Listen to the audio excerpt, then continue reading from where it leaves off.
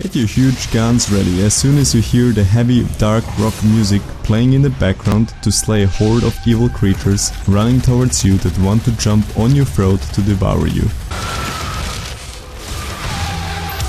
Stop them by using your arsenal of weapons and blast their faces off in a hardcore fashion. I'm very satisfied playing through Doom, as it has everything I was looking for when starting a new campaign. Fighting demons in hell in a fast-paced manner, plenty of weapons to use to kill them in the most brutal way possible, executing them with your bare hands once they're low on health, and awesome modifications on your suit and guns that boost the damage or unlock secondary abilities. Playing Doom on planet Mars and in hell, you wake up chained to a table with demons walking around you.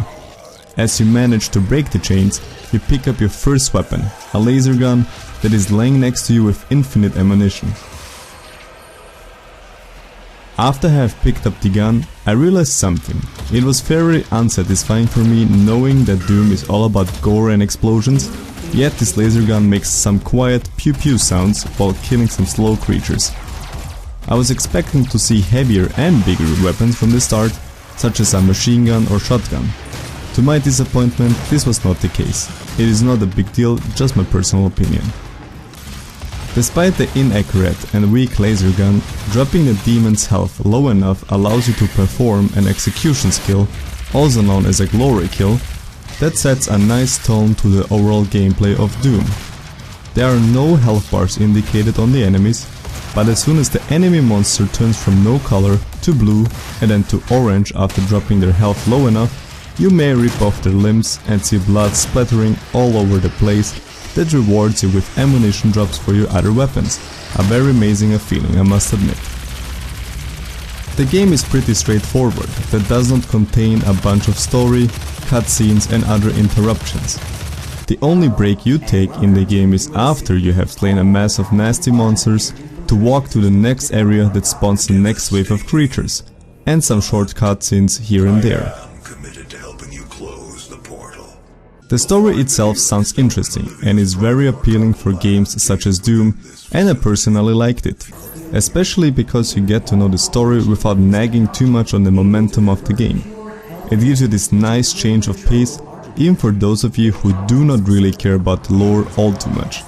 Long story short, you play as the Doomslayer, who has set his own task to cleanse the world from evil demons that have been released unwittingly by a team of researchers.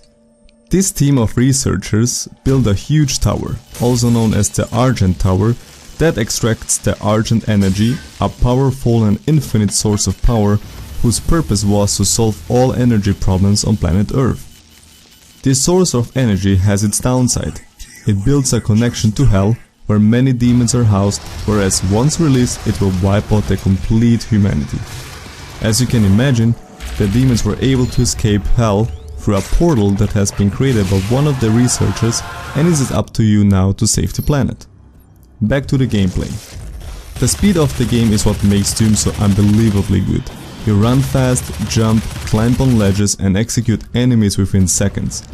Standing stationary will do nothing but end up for you in a horrible death, as enemies keep spawning around you. While you are fighting the demon outbreak on planet Mars and in hell, you are going to use a lot of ammunition and will often have an empty gun or even low health points. Luckily, there are plenty of ammunition and health packs lying around that can be easily picked up by running over them. Additionally, green armor packs will help you reduce the damage taken from enemies. If you cannot find ammunition and health packs but you need it urgently, executed enemies will drop them, which adds more momentum to the game. Using your chainsaw on your enemies to cut them open drops a large portion of supplies, usually for every weapon. I never had a feeling that I needed ammunition badly and that I've ever lost momentum. In fact, playing Doom has always made me feel like I'm high on drugs and full of adrenaline. The most frequent theme that you are going to find in the game is the following: a closed door that either needs some sort of a key, or killing a wave of demons that unlocks the door once everything is clear. This might sound repetitive for some, but the design of the maps made me ignore the repetitive theme, and I've always had fun killing these demons. Some of them are big beasts charging at you and doing damage when they hit you, while other demons are flying around trying to shoot you with a big plasma ball. If you take your time killing them, you will be overwhelmed, trust me on that. Over the time, you pick up more and more weapons. Heavy machine guns, a rocket launcher, plasma gun, shotguns, and even more. You will find a little robot friend, or to be more specific, a drone, levitating somewhere on the maps while you're running to your next objective. Their job is to modify the weapons that you currently carry with you, which adds a secondary ability that suits your playstyle most. For example, you can equip your heavy assault rifle with a scope or attach micro missiles that explode on impact. Or the Gauss cannon can charge its energy and then release a powerful beam that can take out the biggest beasts easily, or turn it into a siege weapon where you are stationary, charge the shot and penetrate your enemy targets. The modifications do not cost anything and can be changed as soon as you find another drone who can modify your weapons. But choose wisely, that drone cannot be found often. All weapons are unique in its own way and contribute to your own playstyle. I have collected a lot of them throughout the game and I was amazed that every weapon feels great to use. Switching weapons during fights contribute to the fun factor, yet sometimes I had a feeling that using different weapons on different enemies does not matter all too much. In an instance, there is a huge contrast between the initial laser gun and the plasma gun, but using the combat shotgun, later the super shotgun, there really isn't much difference besides that the super shotgun does more damage and reloads slightly longer. I found myself not using the combat shotgun anymore as other weapons were more powerful and I've had enough ammunition to fight for a long period of time. Oh, by the way, did I mention the most powerful weapon in Doom? The weapon I press one button to kill them all, also known as the BFG 9000, a devastating weapon filled with a green plasmatic energy that I mostly used in the oh shit moments. Super fun to use, you should definitely try it. Anyway, not only weapons can be upgraded, but your own suit that you wear as well. There is a total of 5 categories that are not connected to each other and can be freely chosen depending on your playstyle and needs. For example, you can upgrade your suit to have more dexterity that allows you to switch weapons faster. The deeper you go into an upgraded category, the more expensive it gets to keep upgrading further.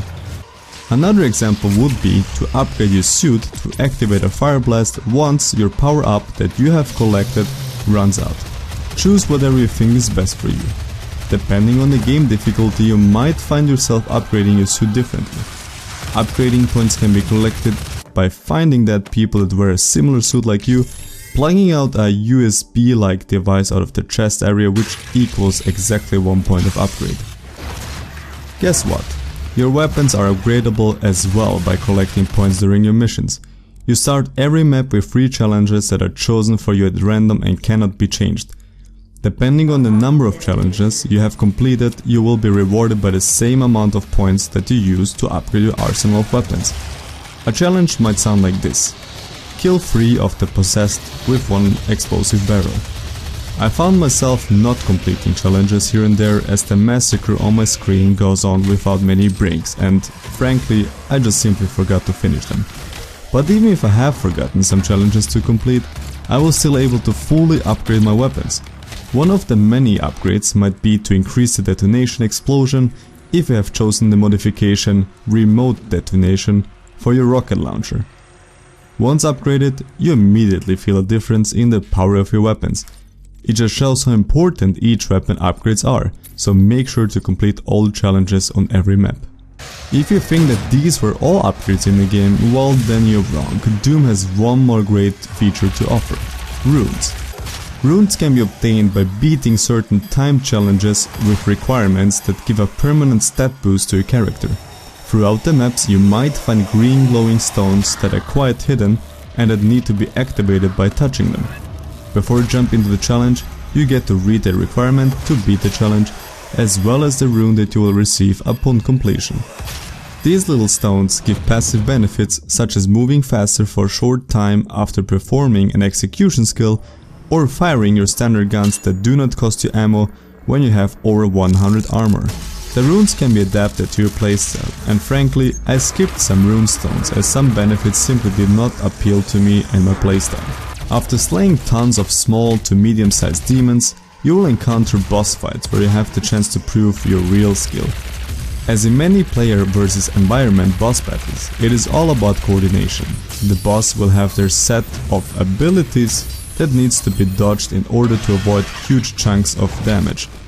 Since Doom has very limited movement options such as lack of dashing, sliding, teleporting short range, etc., the boss battles seem quite boring. Be ready to hold down your firing button while usually moving left and right, dodging attacks and waiting until the boss drops. What do we all love as soon as we fight a big boss after a longer time? Quality loot, which sadly does not exist in Doom. Instead, you might get a bit of ammunition for your guns, as during these boss battles you will use plenty of them. While you're not fighting demons and bosses, you may find yourself exploring the map and looking out for secrets that are hidden, which reward you with some collectible toys. Since the maps are large, I had the feeling of greater freedom, jumping from platform to platform even if it looks unreachable, giving me this satisfying feeling. Especially platforms that are more difficult to reach usually contain these hidden secrets, big armor packs or even colorful power-ups that provide you with a very powerful ability. My favorite one is the Red Berserker ability. Once picked up, you're fueled by rage, running from one enemy to another and one-shotting them with your bare hands. Or the purple quadruple damage ability that makes the weakest weapon in your arsenal seem strong as you deal 4 times the initial damage to your enemies. But for real, you must try the Berserker power-up, such a satisfying feeling.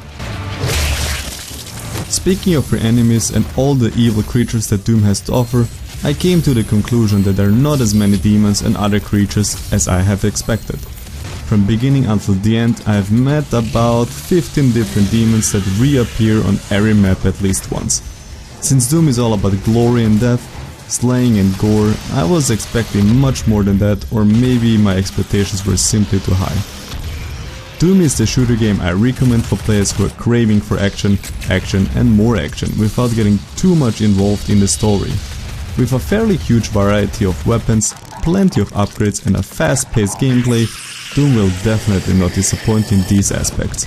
Even if at some point it feels repetitive, it still provides with over 15 hours of the single player campaign filled with pleasure and satisfaction in this core shooter game. At the end, here are some of my fail moments of the game, and thank you everyone for listening. This was a review by GameReviewBox.com by me, Ray. Thank you for listening.